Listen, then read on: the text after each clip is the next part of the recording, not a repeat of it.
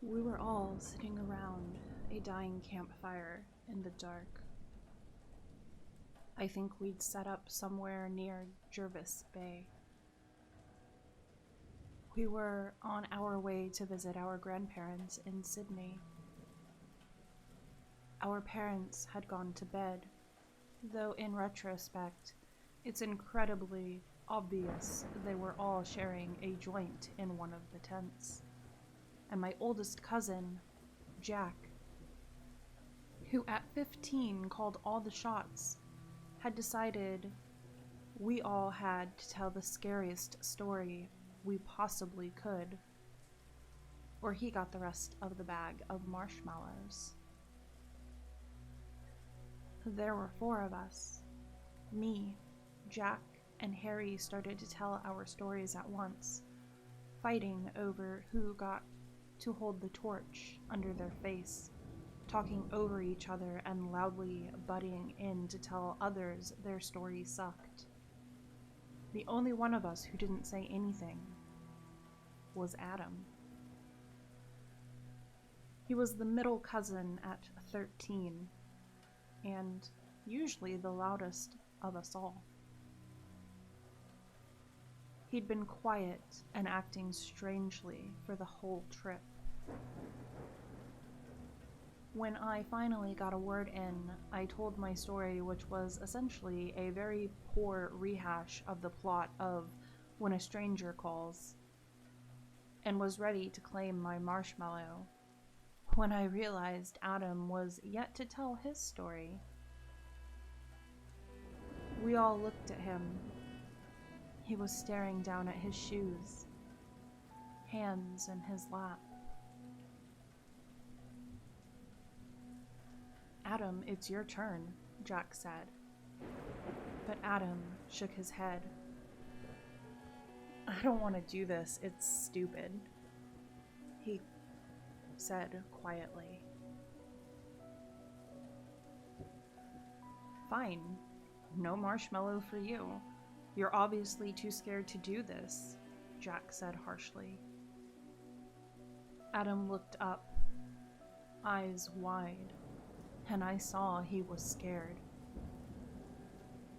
"Look," he said, "I don't want to tell my story because it's way too scary, and look, it's better if I don't. I've never told anybody this." We all immediately started arguing that we'd seen scary movies at sleepovers, which were bound to be 10 times more terrifying than Adam's story. "Seriously," Adam said, poking the fire with the stick, "I don't want to tell you guys." After all of us practically begging him, he finally sighed. He turned to Jack. "Look, if I tell you this, you have to swear you won't tell Mom and Dad, or your parents," he said, turning to me and Harry. They won't believe this, and I'll get in massive trouble. We all will, okay? So please, I'm only telling you if you swear on your life not to tell them." Something about how serious he sounded made even Jack shut up and nod. Adam cleared his throat, and we sat, entranced, as he began the story. "This happened about a month ago. You're not going to believe me, but I swear it's true," he said. "You know Mr. Jeffries?" he said, turning to Jack. Mr. Jeffries was their neighbor up until very recently. He was about 50, lived alone with his cat, and they used to tell all about how weird he was, randomly leaving the house at strange times, boarding up all of his windows, and having a TV constantly blaring in what sounded like every room of his house. Well, one time, Greg and I decided to sneak into his house. I know you guys aren't going to believe me, so shut up before you interrupt and just let me explain. We figured out he always left his house at like 6 a.m. for a couple of hours each Saturday. And we decided to sneak in and see if he was like a kidnapper or something. We climbed over the fence using the stepladder and crawled through the cat flap of his back door. He cleared his throat. Even though he was prone to exaggerating stories, this sounded very real. We started looking around, and it was really weird in there. Super dark because of the window thing, and he had like 3 TVs and all of them were on. We started to get really freaked out, but Greg insisted we go upstairs and look around. Not even halfway up, we heard a key in the door, and he caught us. As soon as he saw people in his house, he pulled a knife out of his pocket, wielding it at us until he realized we were kids, he said. I thought I was going to die, but then he kind of calmed down and asked us what the hell we were doing in there. He was shaking. It was weird, like he was scared of us. Greg's big mouth told him we thought that he was kidnapping people or something, and that our parents knew where we were, and if he did anything to us, the police would come. And Mr. Jeffrey started laughing. He laughed for a while, and then stopped and kind of went quiet. And suddenly he just looked tired and old and sad, and I wasn't scared of him anymore. He said, "You kids are stupid. I don't kidnap people, and I'm not going to hurt you. Get out of my house, and you're lucky I'm not going to tell your goddamn parents, because I was just as bad at your age." He moved out of the doorway and gestured for us to leave. We walked outside and Greg immediately bolted, but for some reason, I don't know why, I turned around and asked him why his windows were boarded up, why the TV was on. I guess I just wanted to know. Adam kicked a rock by the fire. This was the longest any of us had listened to a story without butting in or making a joke. He said, "Because I'm scared, son. When I was a kid, something happened. Kind of like this. Thing is, the person I thought was a bad guy ended up being a very bad guy. And I saw something I shouldn't have. Since then, since I was 12 years old, I've been terrified he would come after me." Then he shut the door. Adam sighed. I guess I couldn't forget what he said or how messed up about it he sounded. I mean, so scared he boarded up all the windows. It was crazy. I decided to go back without Greg and ask him to tell me the story.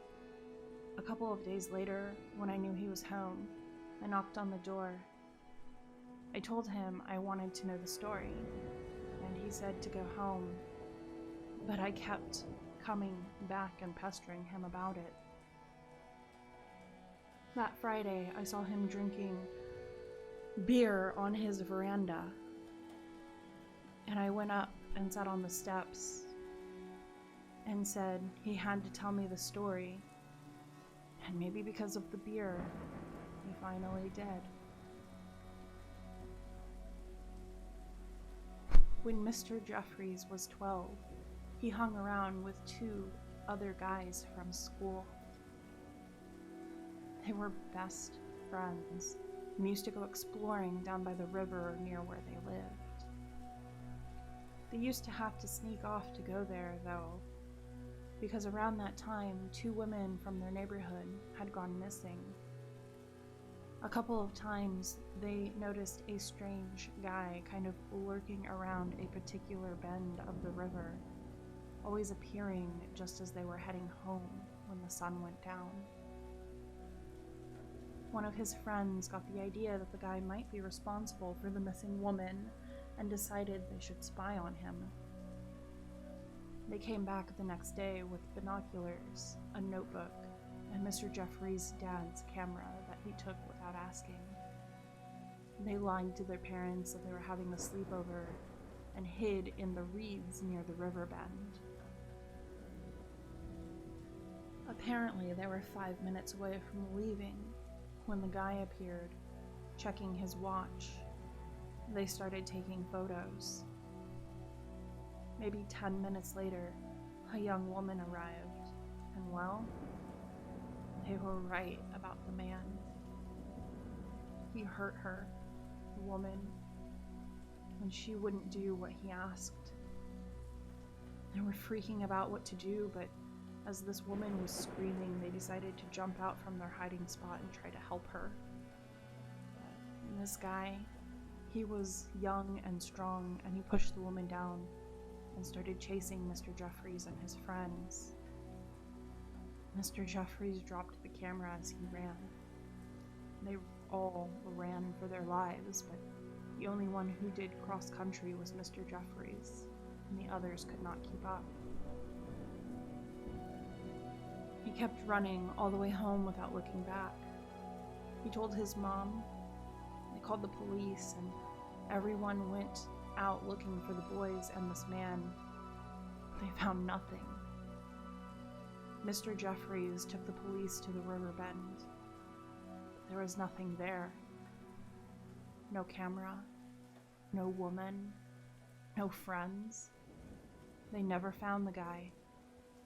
And Mr. Jeffries' family moved to a different town within a couple of weeks.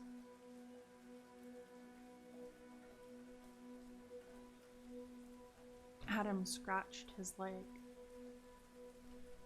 He told me not to tell Mom and Dad that he told me the story and that he was crazy for even telling me. I felt sorry for Mr. Jeffries, so I went over a couple of times after that, and Mom and Dad caught on that I was visiting him. They thought it was nice of me to spend time with him, and they invited him over for dinner, probably to check that he wasn't some creep. It was when you were at camp, Jack, before you asked why you weren't invited. I couldn't believe when he actually agreed, and on the day, he was there on time, and he'd even brought a bottle of wine and looked like he tried to clean himself up. Everything was going really well, and he was getting along pretty okay with Mom and Dad until he and Dad started talking about some sort of book. And he walked over to the bookcase next to the kitchen. He immediately went white and started shaking and said he had to go. He said he wasn't feeling well. He practically ran out of the door. Mom and Dad felt super sorry for him. And Mom said he must have social anxiety. Really early the next morning, I heard noises outside and looked out the window. It must have been before 5 a.m. or something, but I saw Mr. Jeffries out the front of the house, packing up all of his stuff into his car. I snuck downstairs as quietly as I could, headed outside and walked over to him. He jumped when he saw me and seemed almost scared of me. I asked what was wrong. He kept packing and didn't respond. But as he got in the car to leave, he looked me right in the eyes and said, "Son, I may be old, and I don't know if I can trust you, but you have no way of knowing where I'm heading. So, here goes nothing. That man I saw in the photograph on your bookcase, that was the man who killed those girls and my family. That's the man that I am hiding from. Adam swallowed, voice trembling. It was a photo of Grandpa.